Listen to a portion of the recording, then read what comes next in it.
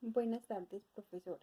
Mi nombre es Betty Ortega y a continuación voy a socializar los temas tratados durante el módulo.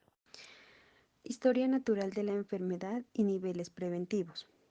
Uno de los principales objetivos de la salud es conocer a través de observaciones y de investigaciones bien diseñadas cada una de las diferentes etapas o componentes de ese proceso, con el propósito de intervenir lo más temprano posible y evitar el deterioro de la salud y así también evitar que esta enfermedad siga en curso.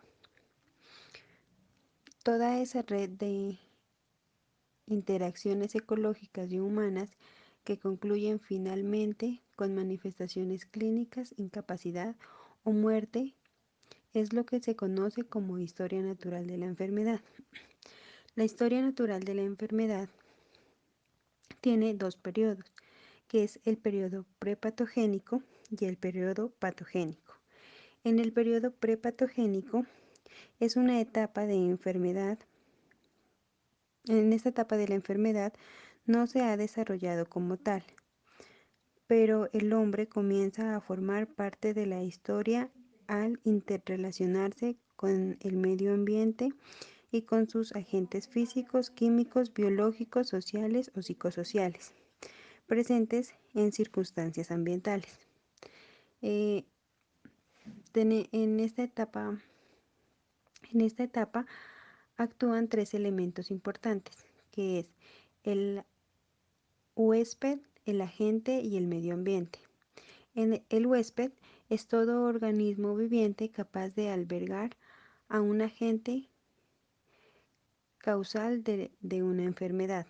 El agente es cualquier sustancia viva o, o inanimada o una fuerza muchas veces intangible cuya presencia o ausencia es la causa inmediata o próxima de una enfermedad particular. Y el medio ambiente es el conjunto de condiciones o influencias externas que afectan la vida y el desarrollo del organismo. Continuamos con el periodo patológico de la enfermedad.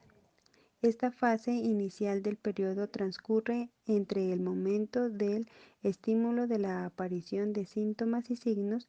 Se conoce como periodo de incubación en las enfermedades transmisibles y como periodo de latencia en enfermedades crónicas tanto físicas como mentales. Niveles de prevención. Constituye la historia natural de la enfermedad y que conduce al deterioro progresivo de la salud. Esta barra ha sido llamada niveles de prevención. Tenemos el nivel primario de prevención, que está dirigido a disminuir la cantidad o la calidad de los factores de riesgos presentes en la comunidad. Este tipo de prevención puede lograrse con promoción de la salud y la protección específica. El nivel secundario de prevención logra un diagnóstico precoz y un tratamiento oportuno o adecuado, además de limitar en lo posible la incapacidad y secuelas que pueden dejar algunas enfermedades. Y el nivel terciario de prevención. Aquí es donde entra ya a la rehabilitación, ya sea física o mental, para lo cual debe proveer de adecuadas facilidades para la readaptación del incapacitado.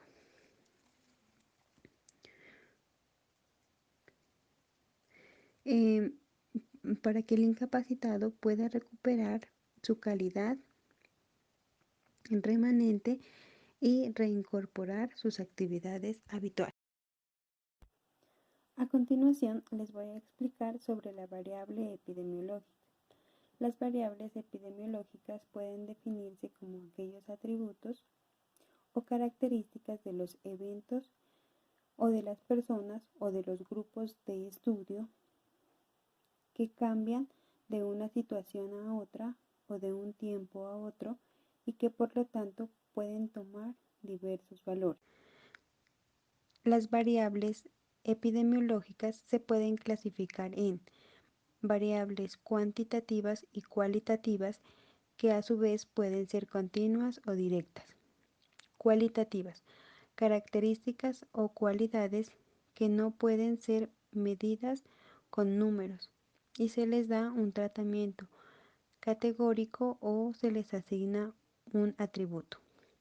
Las cuantitativas toman como diferencia valores numéricos. Las continuas,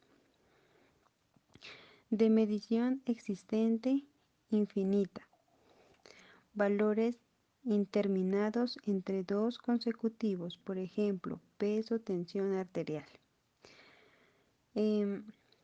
Las discretas se expresan mediante números enteros, los valores pueden ser contados. No existen valores intermedios entre dos valores consecutivos de la variable. Por ejemplo, el número de hijos, número de goles en un partido. Según el nivel de medición, tenemos las cualitativas que son nominal o ordinal. La nominal no puede ser ordenada, por ejemplo, si es sano, es enfermo, el género o el color. Y la ordinal es la variable son variables que se pueden clasificarse y ordenarse por categoría, por ejemplo, el estrato,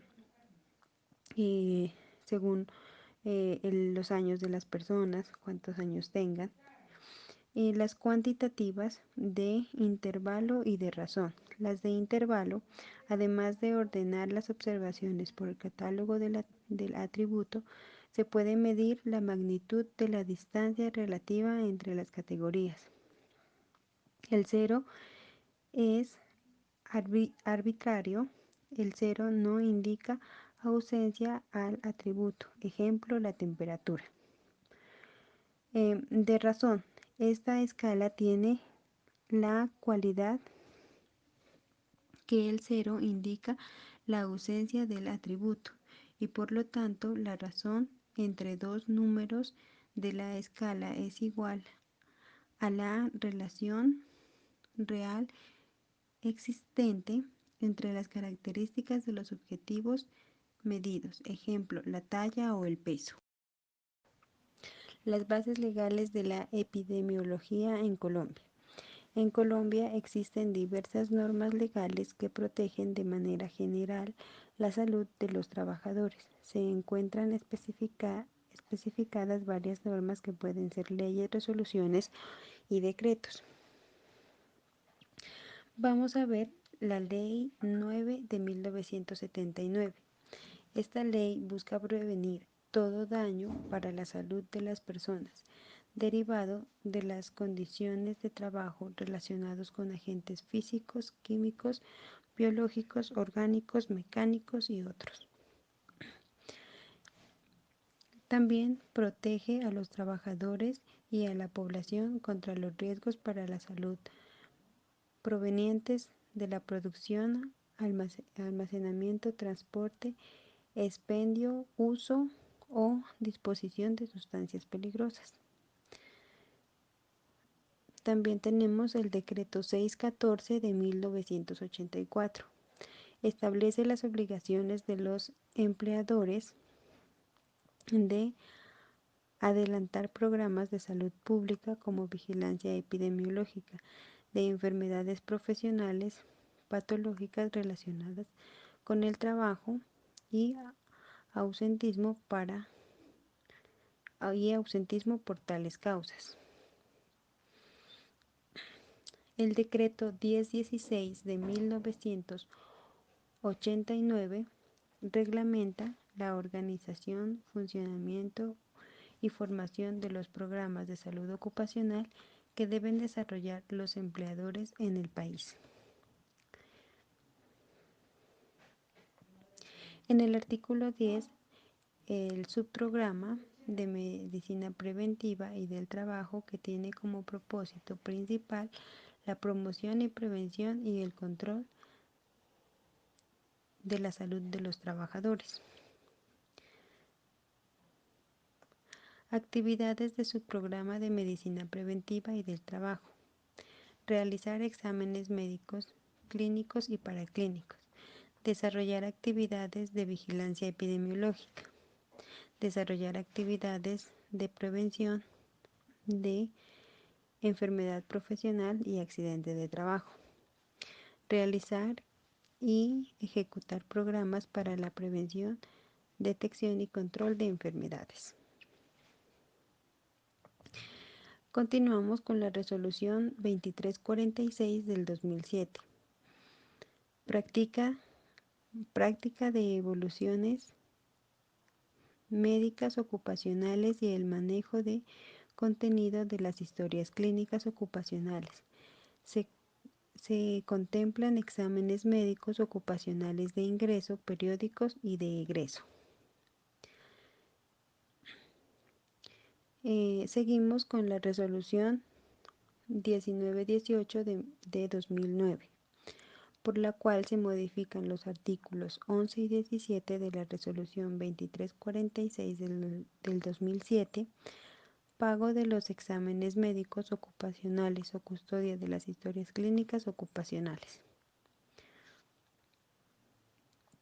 La resolución 2646 del 2008 definen responsabilidades para la identificación, evaluación, prevención, intervención y monitoreo permanente de la exposición a factores de riesgo psicosocial en el trabajo.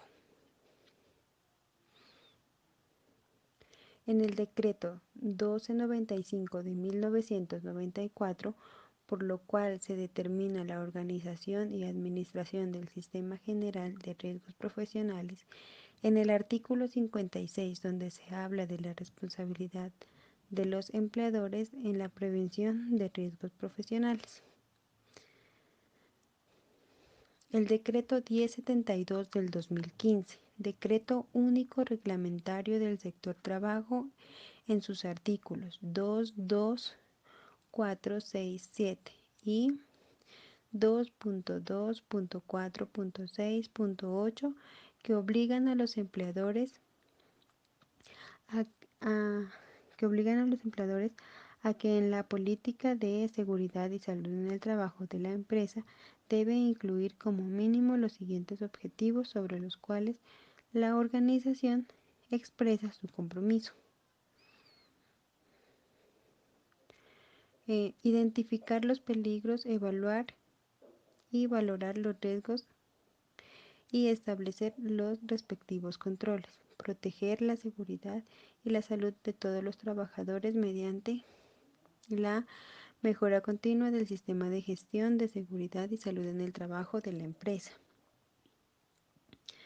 En el decreto 1477 del 2014 es la tabla de enfermedades laborales. Se habla de cuáles son las enfermedades producidas por la exposición a factores de riesgo ocupacionales.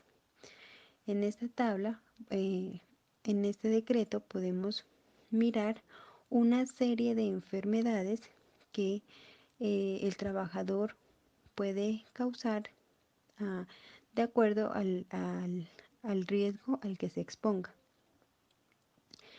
De ahí también nos dice la norma que si se logra evidenciar que la enfermedad del trabajador es causada por el riesgo que está expuesto y no está en el listado de enfermedad laboral, también se hará un estudio y de acuerdo a esto también será catalogada como una enfermedad laboral.